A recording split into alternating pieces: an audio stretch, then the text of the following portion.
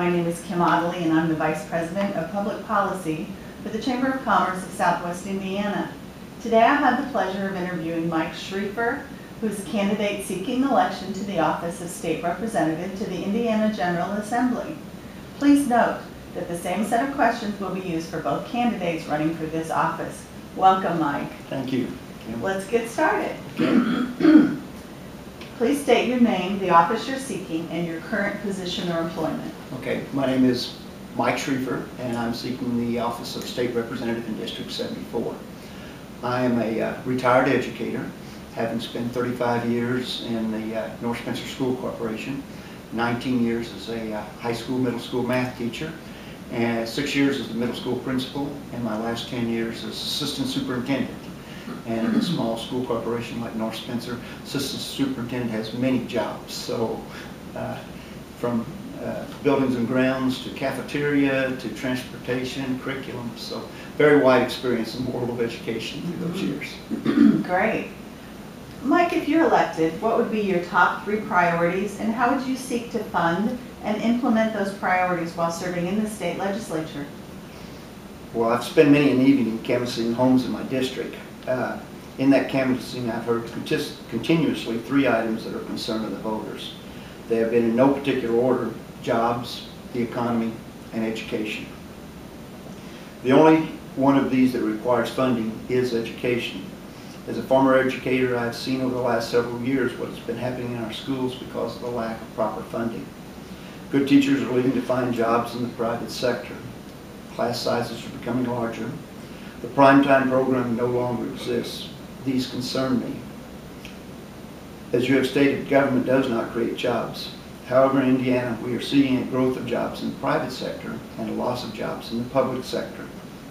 Much of this is due to the decrease in funding in our schools, cities, towns, and state government. While I do not believe that we need to put money into government just to keep jobs, I believe that we must continue looking at ways to ensure that we are not cutting jobs that are necessary to ensure our safety and infrastructure remain strong. Okay. Do you support the Sheppard initiative? Please explain your answer. Okay. Very complex and lengthy report. And like any other initiative, such as this, there's some good things I feel like and some bad things in it. I live in a small rural county. Many in the county are wary of large government. They feel that they have more contact with their trustees and local elected officials than someone who may represent them at the state who may not even live in their county. I believe that moving the school board elections from the spring to the fall has increased the number of voters who make the decision in these elections. While the new nepotism law may be necessary in a larger community, I feel that it harms some of our smaller communities. We only have so many people in these communities who are willing to participate in our local governments, our volunteer firemen, and our police forces. This law has limited their involvement in our communities. I also feel that the 3 county commissioners who serve give more value and opportunity for voter input than an executive who would serve in each one of the counties. Okay. During the next session excuse me, of the General Assembly, legislators will be tasked with writing a new budget. What priorities would you advocate in this process? And if a budget increase is needed, what taxes would you increase or what budget cuts would you propose? Okay. Someone who would be a new legislature and very unfamiliar with the entire budgeting process of the state. Difficult for me to answer this question at this time, but I have been involved very much in the budgeting of our school corporation, understand the budget process, and while our $15 to $18 million school corporation budget does not match the state's budget, I do understand what it takes to put monies in different funds and make sure that things balance at the end and keep track of. So I do feel like I have some experience in that job. Increases needed in the budget, I would have to study that very much, as I said before. If there would have to be one, I feel like it would have to be one that would be the least harmful to the people of the state of Indiana. Okay. What do you consider to be the top transportation and infrastructure priorities for Southwest Indiana, and what plans do you have for funding them? Okay. In my role as assistant superintendent, one of my jobs was transportation director. So I had to make sure our buses were traveling on the roads each day, and so I know the importance of good roads, making sure the roads are open, and alternative routes when things happen. I also see what's happened to Spencer County where I live with the new US 231, 4-lane through the county. It has opened up a whole new avenue to the people of Spencer County. While Owensboro and the shopping areas there for many of the people it used to be an hour drive, now it's a 20-minute drive. And it's really changed the shopping patterns and going out to eat of many of the people in the community. For example, today coming here to Evansville, the best way for me to get here was to travel on county roads. To go from 231 to Indiana 62 to get down here, and so it has changed people's minds on things. And what it's done for us is, from our little town of Santa Claus, I can get to about anywhere in the United States other than Evansville on a nice 4-lane highway. I think 231 needs to continue if possible. I know there's been some discussions on rerouting it and changing it to I-67 and rerouting it to the new I-69 over by Washington. While I've looked into it and I've been to several meetings involved with it, I haven't really studied enough and understand the economic impact. I know the cost of overpasses. When I was the assistant superintendent, when the new 231 was coming in, all the road crossings were supposed to be at-grade crossings. Myself and the superintendent at that time, Ron Aitchen, fought very hard to get it changed to an overpass because of the fear of kids coming to school late one morning and trying to beat the traffic across and what might happen. And we were successful in our efforts, but I know how much that cost for that overpass. And I look at the at-grade crossings on the 231, so how much is it going to cost to upgrade that? Is a new route better? I think that would be something, if the funding comes available, we'd have to look at. Industry says that transportation is one of the most important issues of when they locate to an area. So I think continual improvement of our roads in southwestern Indiana is very important. While US 41 is a very nice highway, it is definitely not conducive to heavy industrial traffic.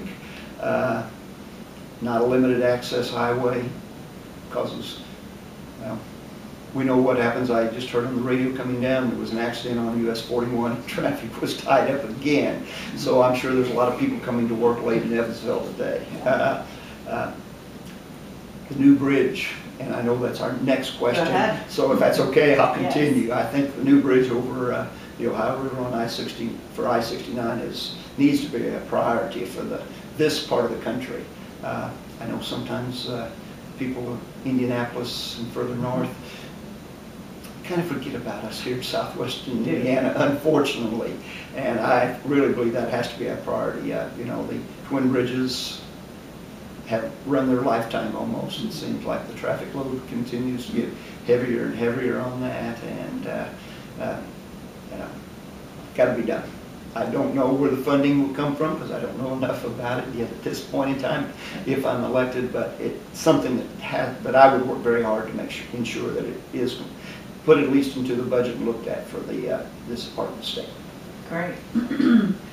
Government does not create jobs, but does create conditions that make additional jobs more or less likely. What conditions or economic development tools would you like to see improved upon or added in order to stimulate economic growth, create jobs, and retain current employers in Southwest Indiana? Well, I feel like a very highly trained workforce is the most important component to ensure that we're able to create an environment that makes it possible for companies to invest in our communities. One of my concerns presently is that in our public schools we seem to be emphasizing that everyone needs to be a college graduate in the direction our curriculum has been going, with requiring them to take 2 years of math, 2 years of science. It takes away the opportunity for many of our students to go to the vocational side of things. And you look at a lot of the jobs that are being created and the need for is in that area, industrial maintenance. And so I feel like we need to look at that. And we've got some great opportunities here in southwestern Indiana. You know, Ivy Tech is very much a leader in that area. Vincennes University is changing. VUJC is building a brand new technology building to bring all the technology and the training in for not only new students going into it, but to retrain some of the workforce that is in the area. And you know, I think the options are out there to help us invest in this and create the opportunity for companies to come and look at us and say, hey, the workforce is there, they are trained and able to go. But until that happens, I'm afraid it makes it more difficult for people to come into the community. Okay. Totally switching gears here. Substance abuse, particularly methamphetamine, is a costly community problem in terms of law enforcement, crime, judicial incarceration, fire hazard, environmental concerns, child care, health care, as well as other expenditures. What changes in the approach to this problem would you suggest, and how would you find any new strategies? How would you fund any new strategies?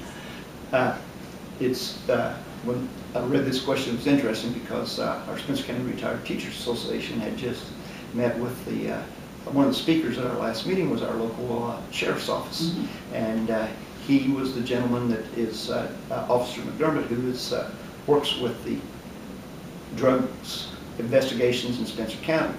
And I asked him, why, Jim, why don't I read as much in the newspaper about the meth lab busting anymore? And he said, well, they've gotten smarter.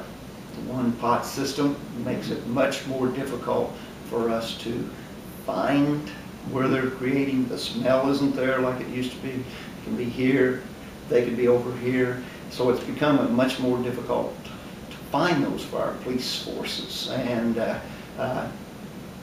he doesn't have an answer and a solution to it. I don't feel like I have yet, but I think one of the things we need to continue to do is education of our young children in schools. Mm-hmm. You know, we have been able to turn around the use of tobacco among youth in Indiana through our education of schools and pushing it over and over, the harmful effects of that. Mm-hmm. It's taken a long time. I can remember when I first started teaching, we had the smoking area for our students outside of the high school back doors. Because we, as adults, didn't even know all the effects and weren't aware of things. And I think it just needs to become an educational process, increase police and public surveillance. You know, it seems as if once the police find an answer for one, they're smart enough to find something else. And unless we can educate and change things, I don't see us being able to change that in the very near future, unfortunately. Finally, what's your long-term vision for Southwest Indiana, and what specific ideas or proposals would you suggest to improve the quality of life in our region? Okay. Having lived in southwestern Indiana all of my life, I think this is the best place in the world to work and to live. I believe we really must continue to sell ourselves. I was always amazed when I would talk to parents of children who were moving to our school district as to why they came here. The answer many times was, I love the friendliness of everyone in the community.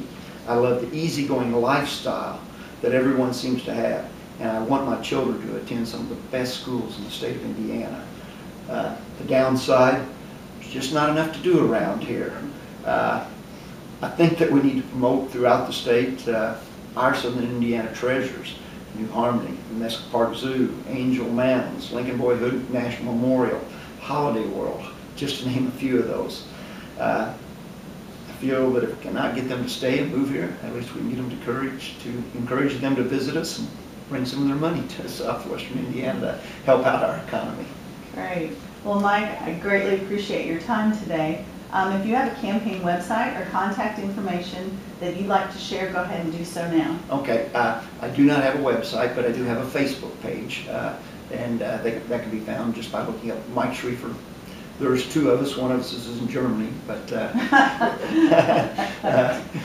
so that can be done. And also via email. My email address is mschrief@psci.net. And I want to thank you for inviting me here today. I very much enjoyed meeting and chatting with you this morning. Thank you so much. I'd like to make a note that the content of this video interview and all the candidate interviews are only for authorized use by the Chamber of Commerce of Southwest Indiana. Thank you.